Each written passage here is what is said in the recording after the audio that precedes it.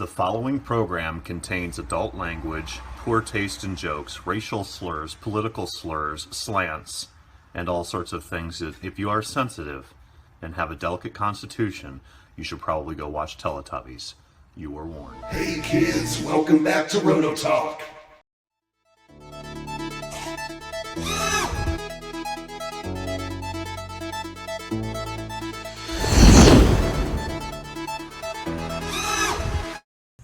Hey kids, welcome back to this beautiful cold-ass Sunday morning in northern Indiana. So, we are going to set our shaft tube.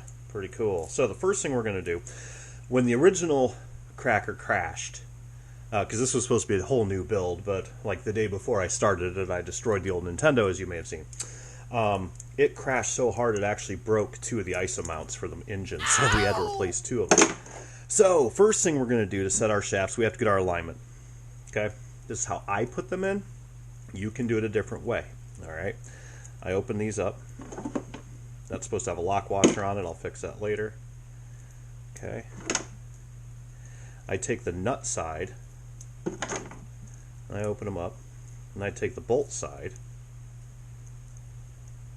and I put the bolt side or the hex side on the outside. You don't have to. You can actually do it this way and have this holding against the engine. It really doesn't matter. Now, how I do this. Grab you some metric Allens. Maybe. Alright. Okay.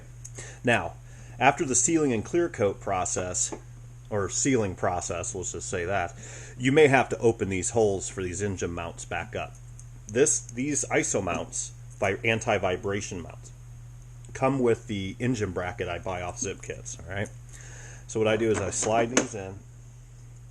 I take blue thread lock. Oops. Clean that up in a minute. And I just hand thread them on. I hold it with my fingers. Ooh, that one's not fitting.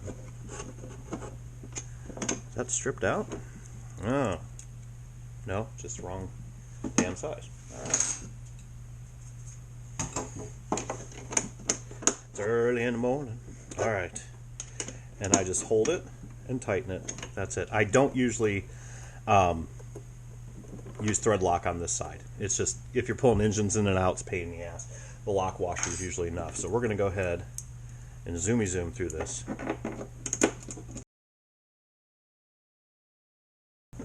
Okay. Alright, so got that in. So what we're going to do now is we're going to set our engine. Okay? Very simple. Okay, now if you watch the engine rebuild series I did, which is up there in the corner, I show how to put these brackets on. But just for a recap, that's how you're going to look. This being the back side of the boat, front side of the boat. Rear engine bracket, at least from ZippKits, drops down and locks, and the fronts slide in. And you can see there's this bit here for linkage if you're using a bell crank. Now, in my case, I don't use that. We're going to cut it off with our flex shaft Dremel, because I hate those things. They just get in my way.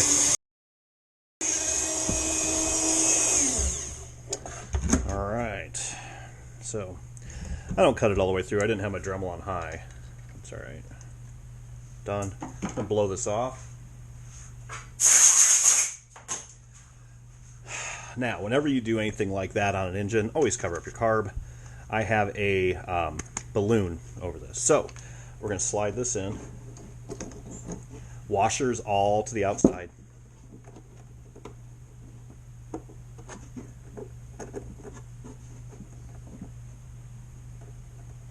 Oh, that's frustrating. Get out of there. This one's got some thread lock on it. There we go. Okay. Cool. So, now what we're going to do, I'm going to hand tighten these nuts. Snug them up if you want to. You can torque them all the way down if you want. But I usually just make the fronts a little bit tighter.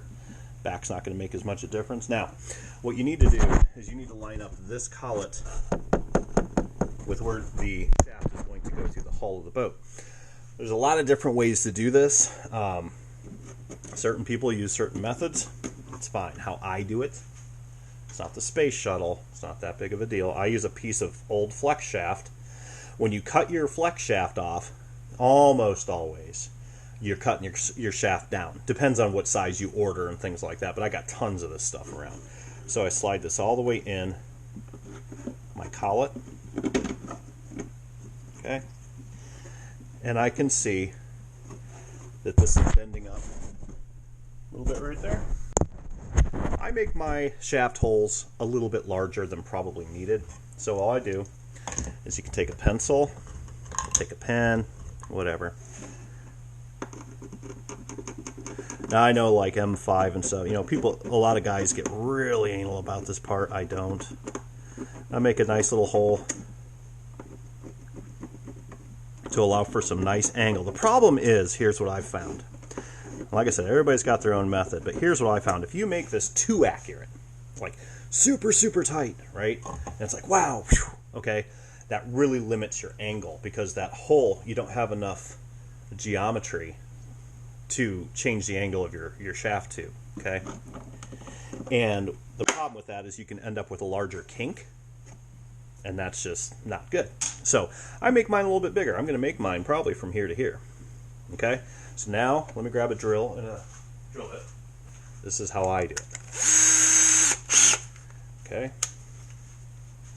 I drill one hole fairly fast. Don't push hard. Let the drill bit do the work because you don't want to split it coming out of the bottom.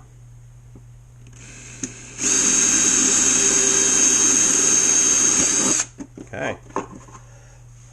So now when I flip the boat over, I'll have two nice little alignment holes, and I know all I have to do is take my Dremel and a sanding drum. It goes straight down. Okay.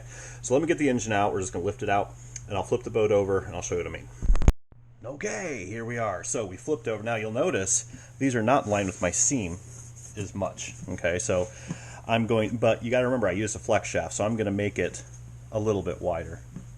You don't have to be critical here. We're not, again, it's not the Apollo capsule. We just need to make a nice little slot in here. So what we're going to do, sorry, smoking hot wife interruption. So what we're going to do, we're going to take a Dremel and we're just going to basically right down that seam, a little bit over the edge.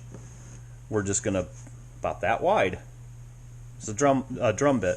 You don't have to do this. I did this in my skiff. I actually used one of these and made two big holes, made it look like an hourglass, gave me a little bit. It worked, you know, there's different ways of doing it. This isn't a very coarse grit, but we're going to give it a go. Might have to change it. Or you can take a cutting disc, cut. It's not quite as pretty. I'm going to change this drum. That's not coarse enough. I'll be right back. So we got a little bit more of a coarse thread. I'm going to go reasonably low, and we're just going to burn, basically, right along this edge. And we'll open it up, because it's going to be as wide as that, too. Watch how I do this.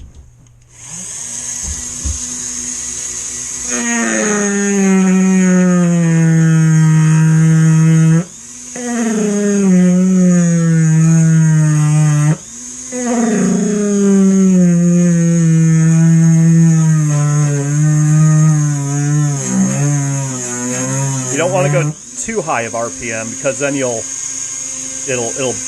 heat up your drum too much and it'll burn up your paper.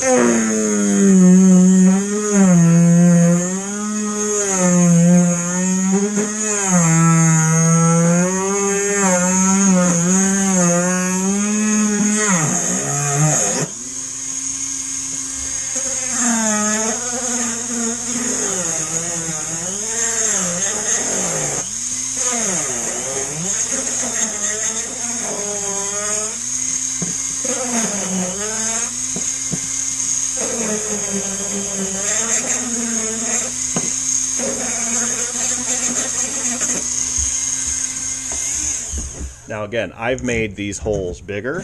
I've made them smaller. You can neat that up if you want. Doesn't matter because it's going to get filled up with epoxy. Okay, I've made them bigger. I've made them smaller. Never had one come loose yet. So there is our hole for our future shaft. How nice.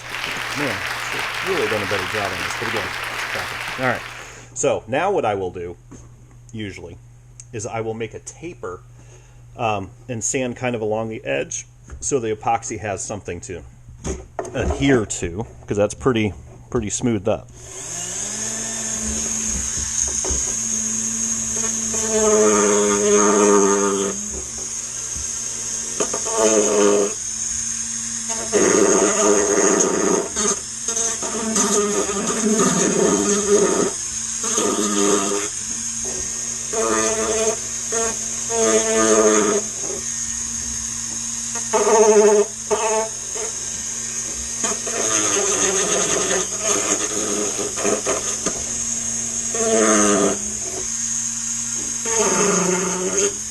Alright. Now you guys know why I'm in love with the flex shaft from Dremel. Okay, so now what we're going to do is we're going to put our motor back in after I blow this out.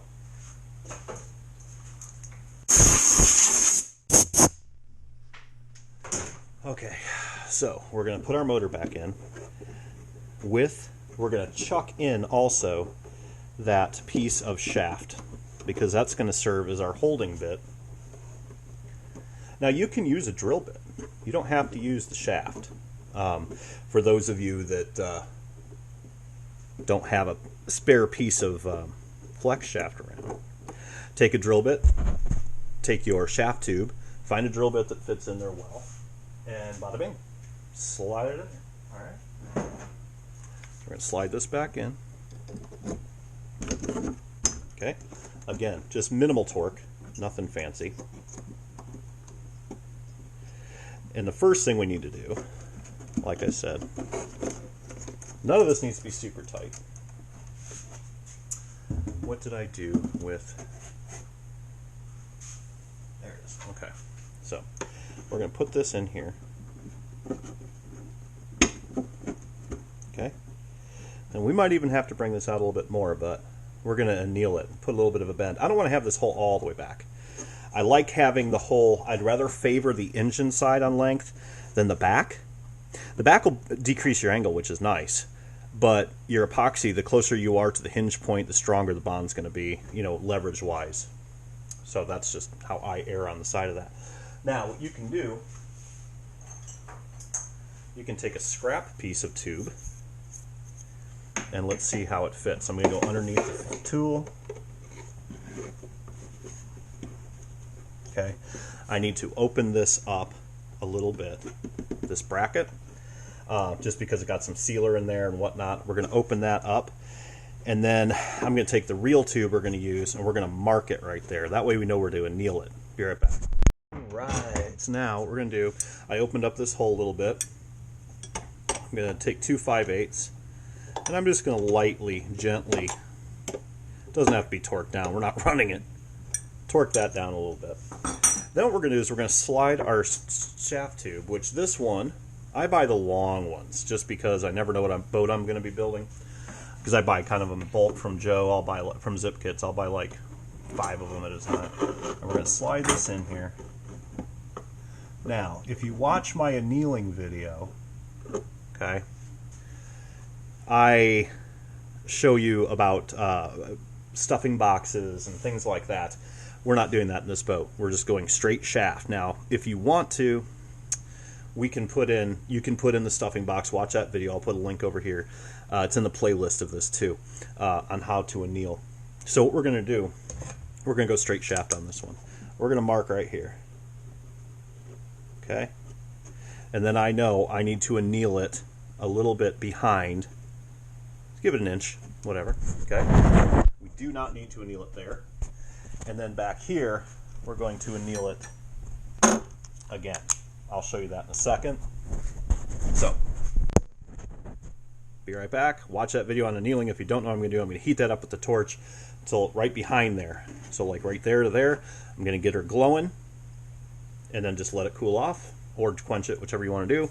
And then we're going to put a nice slight bend in it. I'll show you. Watch. All right, so here's another trick that I do. After we anneal that part there, okay, so I just heated it up with the torch.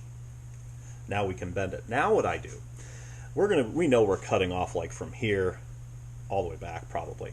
So I gently put it in my drill. the end that you're going to cut off. That way if you screw it up, you're cutting it off. Not hard, okay? Then what I'm going to do is I'm going to take some 80 grit sandpaper, starting it at the annealing point, and just spin the drill.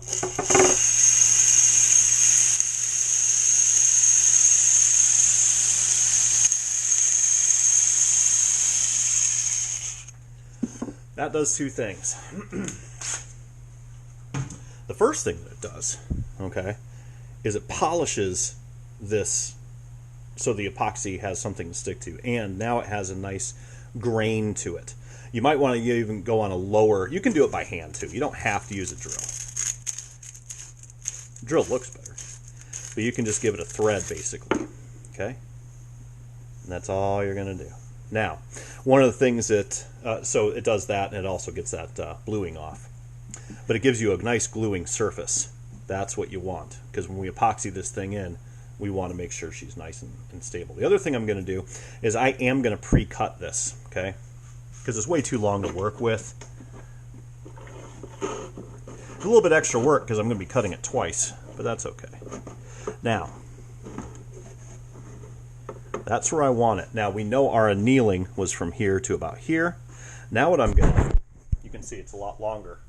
I'm going to gently bend this up.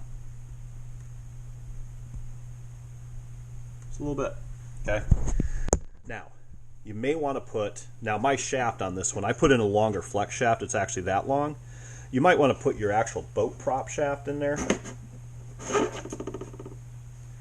That way you know you're not going to kink. So now what I'm going to do, I know where that bend needs to be. I'm just going to give it a little bit of help, just like that. We can always bend it back down when we're done, okay? So I'm going to pre-cut this. So I'm going to slide this back in. And like I said, there's a zillion different ways to do this. This is just how I do it, okay? You want this to be, you want to give yourself a little bit of room here, okay? I usually do 1/2 inch, 1/4 of an inch. You can make it flush with this if you want, but it makes it harder to glue. So I'm going to actually cut mine right about there. I'm going to have to cut it again, but I just don't want that long tail to be working it. So we're going to take this out. Now you can use a tubing cutter if you want. Tubing cutter tends to roll the ends a little bit more, but you can do that.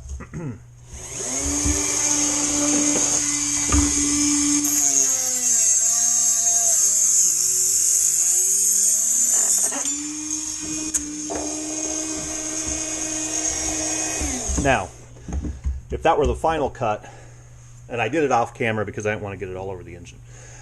If that were the final cut, I would then take a rat tail file and file that burr out. But we're going to be cutting it again, so I'm not worried about it. So we're going to slide this again in there, up there, around there, whichever. Make sure your position's right.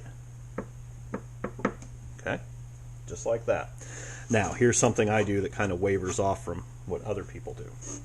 All right, looks like we've got good gappage. See that? It's fairly well centered. Everything's good. It's got a little bit of tension on it, but it's not bad. It's going to roll pretty well. You can take your spark plug out, roll your engine, make sure it's not binding, but I don't have a hell of a huge angle in there. Now what I might do is relieve this little piece right here on the bottom side, because it's a little bit stricter than I'd want it to be.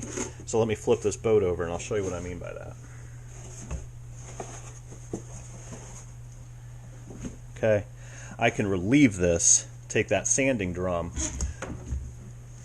and just give it a little bit of a vex. Okay, you don't have to, but that's not a horrible bend. I don't hate it. And you should be able to do this without, yeah, we can just do it that way. We'll give it a little bit more room to breathe.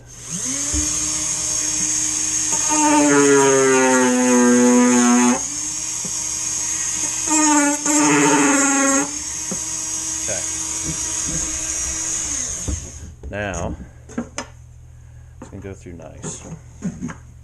Okay. You can do it any way you want, as long as it works. And you want to make sure that that bend you put in there is straight down. Okay, now, if I can find my CA glue, I'm going to show you how I do this. Hang on. Okay, so this part you don't have to do. This is just something I do, but it works for me. So I'm going to scuff a little bit around this edge there. All right. I take a little bit of CA and I put a drop there. Let that soak for a second, and maybe a drop there. Just a little bit, just a teeny bit, a little tiny bit. All right. Then we let that soak in. You can let it dry, but I'm going to activate it. Okay. What that's going to do is just make sure it doesn't rotate on me when I flip this thing over and I'm doing the gluing and all that stuff. Another thing you may want to do, which I think I will, is I'm going to scuff this up a little bit just to give us a little bit more stiction. That's what I call stiction. Stick and friction.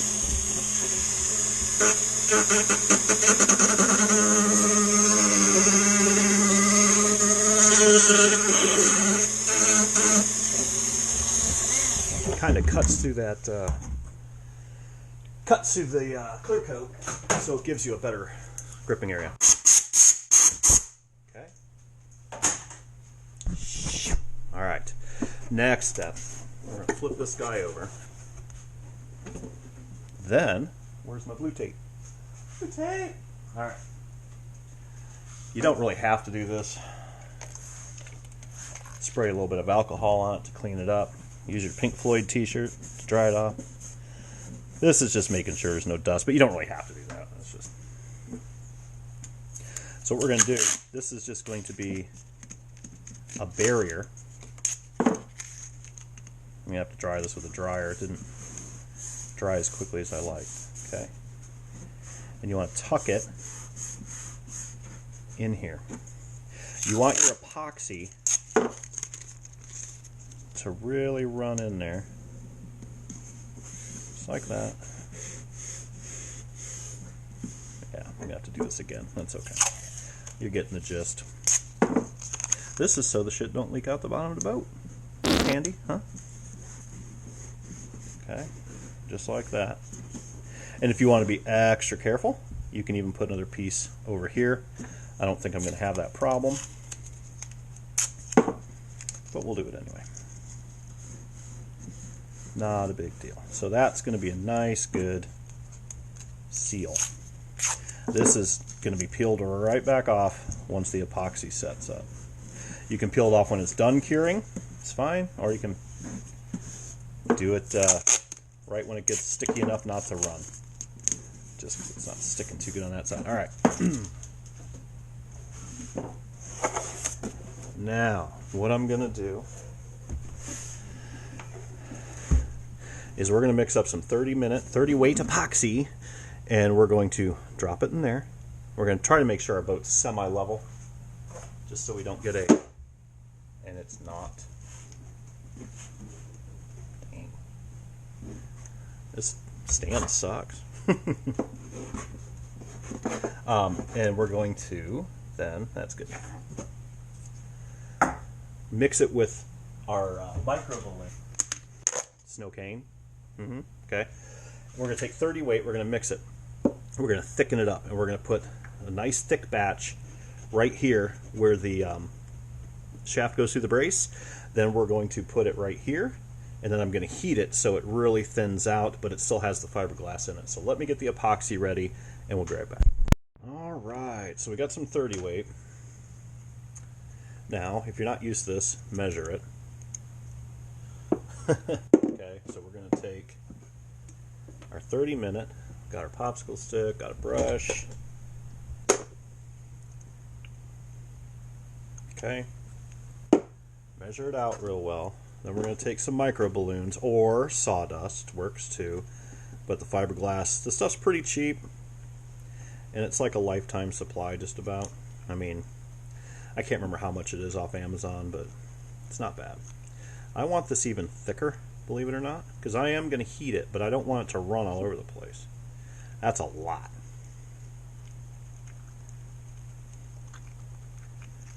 That is is a lot. Okay.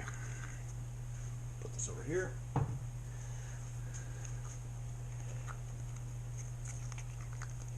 So what we're going to do, remember this stuff heats up the longer it takes, the longer it sits. Potting or flash point, whatever you want to call it. So I want it, we're going to clean this up. And a lot of guys out there are going to be like, oh, God, that's messy. Yeah, it is. We're going to clean it up though. Okay. We will clean it up. So now, I am literally going to pour this in. Just like that. Okay. Then, take a rag. You don't have to clean it up, but it is just extra weight. And crummy looking. And if you want to, you can smear a little bit of alcohol on your brush. Helps immensely. Or use an entirely new brush. Or use your fingers. Now, I will probably put a second coat in this hole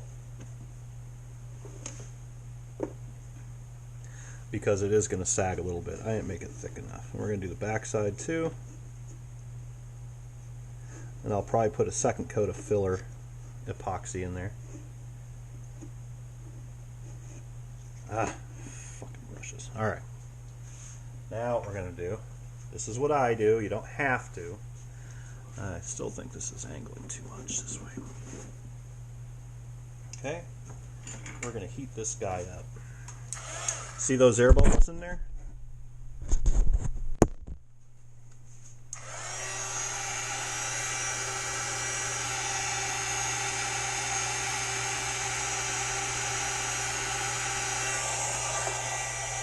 New brush.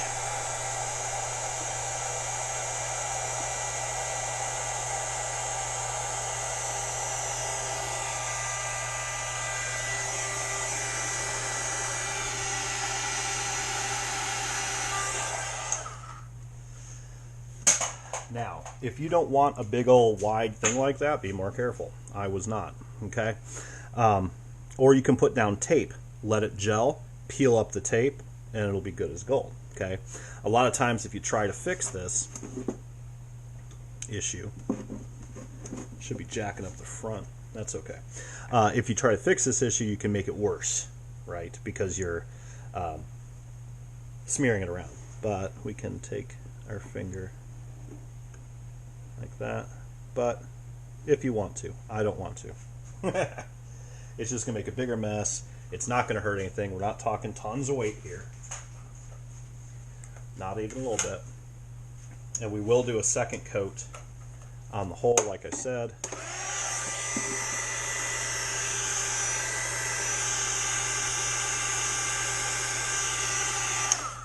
That is very fluid for 30 minutes.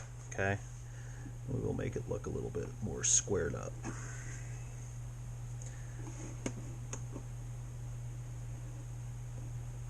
Okay.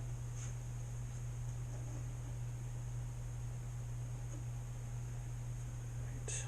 Again, I am going to clean up this little, I don't like this.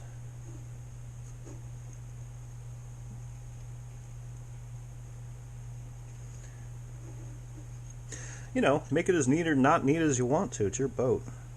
It's a cracker. I don't get that.